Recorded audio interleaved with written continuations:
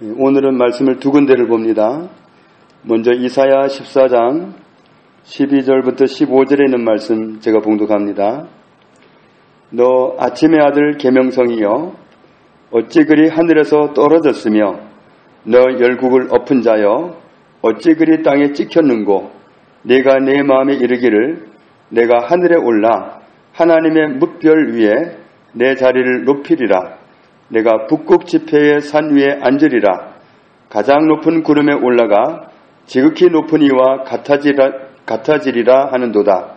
그러나 이제 네가 수월 곧 구덩이 맨 밑에 떨어짐을 당하리로다. 아멘. 이어서 에스겔 28장 12절부터 17절에 있는 말씀을 봅니다. 에스겔 28장 12절부터 17절에 있는 말씀 제가 봉독합니다. 인자야 두로 왕을 위하여 슬픈 노래를 지어 그에게 이르기를 주 여호와의 말씀에 너는 완전한 도장이었고 지혜가 충족하며 온전히 아름다웠도다. 네가 옛적에 하나님의 동산 에덴에 있어서 각종 보석 곧 홍보석과 황보석과 금강석과 황옥과 홍마노와 창옥과 청보석과 남보석과 홍옥과 황금으로 단장하였으며 네가 지음을 받던 날에 너를 위하여 소고와 비파가 준비되었도다. 너는 기름 부음을 받고 지키는 그룹이며 내가 너를 세우매 네가 하나님의 성산에 있어서 불타는 돌들 사이에 왕래하였도다. 네가 지음을 받던 날로부터 네 모든 길에 완전하더니 마침내 네게서 불의가 드러났도다. 네 무역이 많으므로 네 가운데에 강포가 가득하여 네가 범죄하였도다. 너 지키는 그룹아, 그러므로 내가 너를 더럽게 여겨 하나님의 산에서 쫓아냈고 불타는 돌들 사이에서 멸하였도다. 네가 아름다움으로 마음이 교만하였으며 네가 영화로움으로 내 지혜를 더럽혔으며 내가 너를 땅에 던져 왕들 앞에 두어 그들의 구경거리가 되게 하였도다. 아멘. 이사야 14장은 바벨론 왕을 이름을 붙여서 말씀을 하고 있고 에스겔 28장은 두로 왕을 두고 말씀하고 있습니다. 그래서 언뜻 보기에는 바벨론 왕과 두로 왕을 말씀하는 것 같지만 실제 메시지는 사탄이 타락하는 모습을 그 과정을 표현하고 있습니다.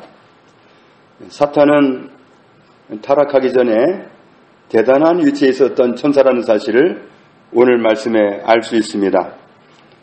에스겔 28장 12절에 보면은 너는 완전한 도장이었다.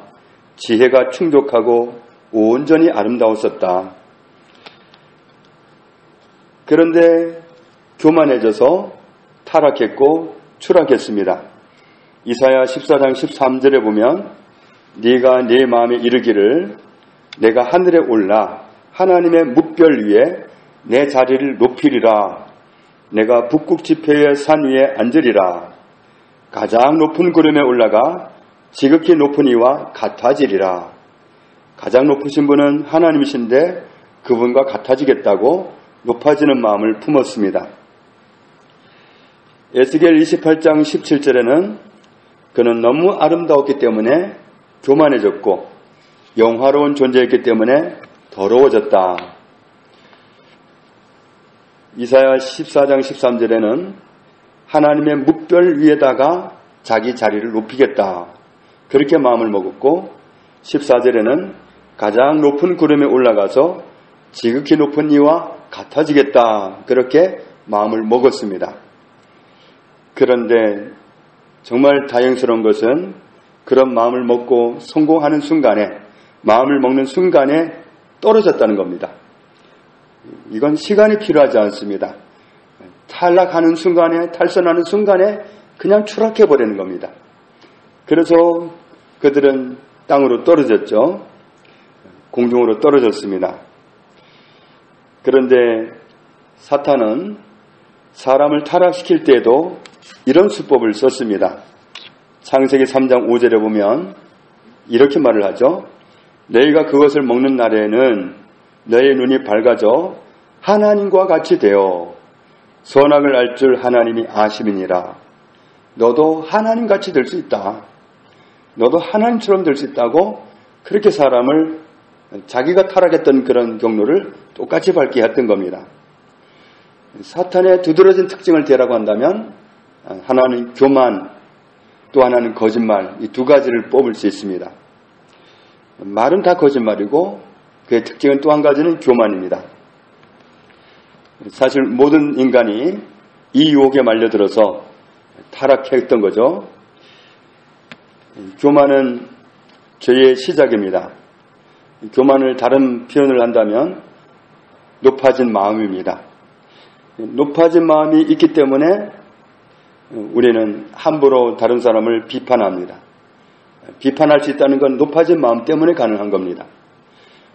네가 하나님같이 되어서 선한지 악한지 네가 알아볼 수 있다. 그렇게까지 간 겁니다. 높아져가지고 하나님처럼 높아져가지고는 다 판단해 주려고 하는 겁니다. 이건 옳아, 틀려. 그런데 그게 다 자기 기준이죠. 높아진 마음이 있기 때문에 난 용서 못해. 하나님이 용서하라고 하셨지만 난 용서 못해. 높아진 마음입니다.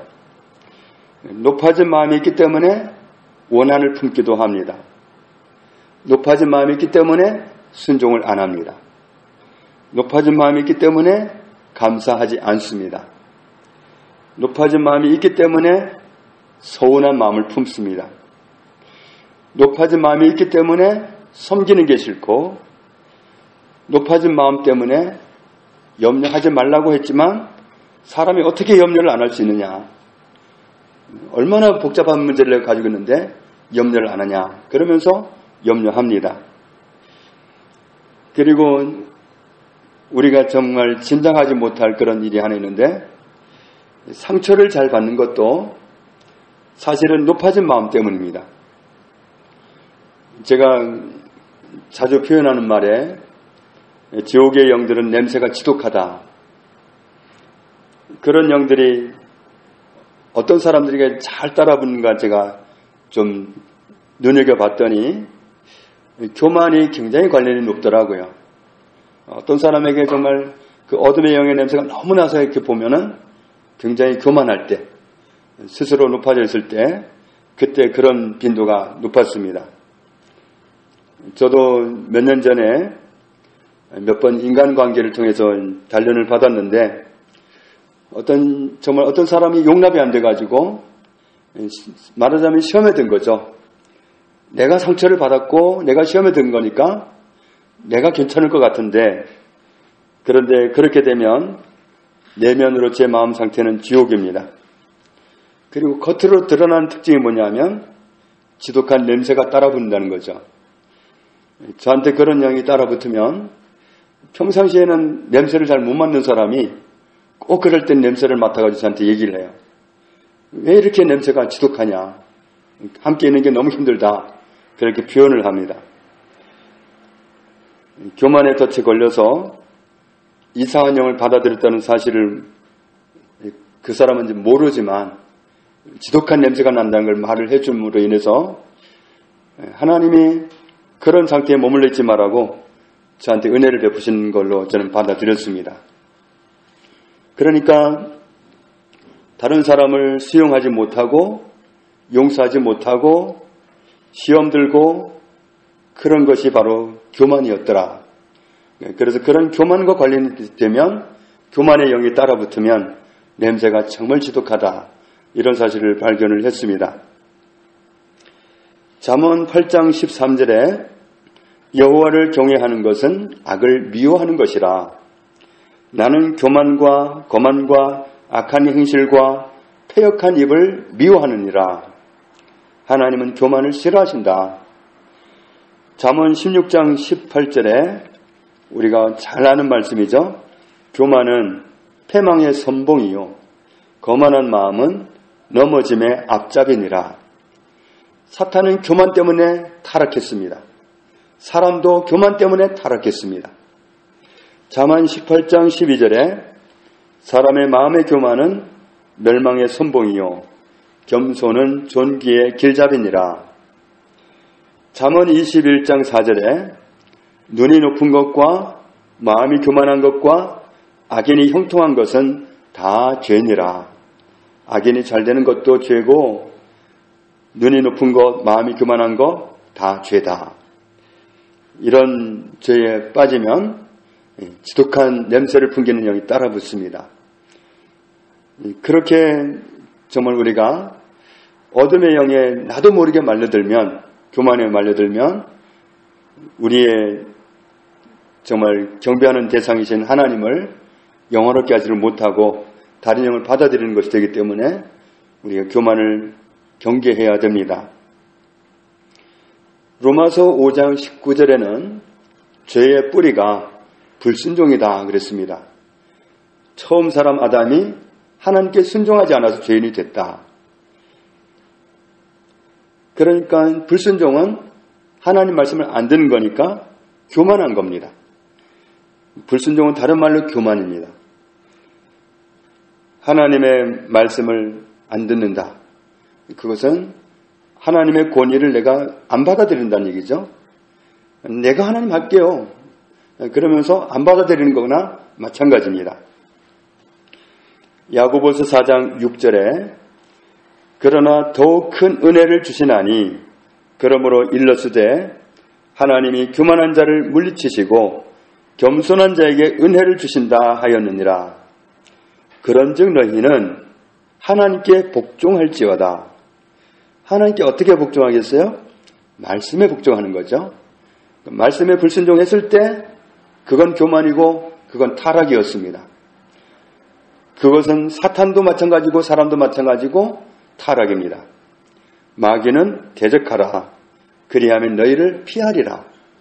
마귀는 우리에게 교만을 줄 수 있고 정말 우리를 타락시키기 위해서 온갖 자기의 모습을 가지고 보이지 않게 오겠지만 그들을 대적하라. 그들은 교만을 심습니다. 그래서 정말 하나님 말씀에 순종하지 않을 수 있는 그런 자리는 교만의 자리인데 그런 자리로 은근슬쩍 밀어넣으려고 합니다.